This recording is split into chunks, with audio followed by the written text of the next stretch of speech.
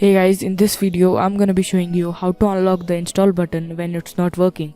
So let's get started.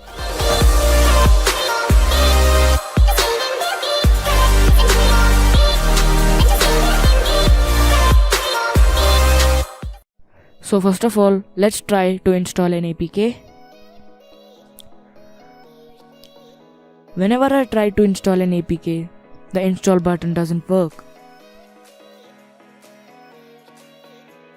But the cancel button works. So to fix this, just go to the Play Store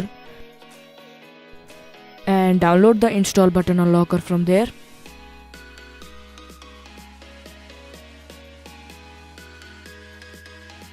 Once the download process has been completed, then open the app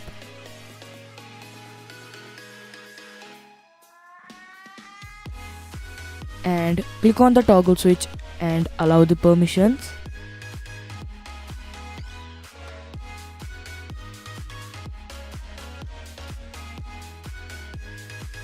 Once that's done, then go back to your file manager and try installing the app.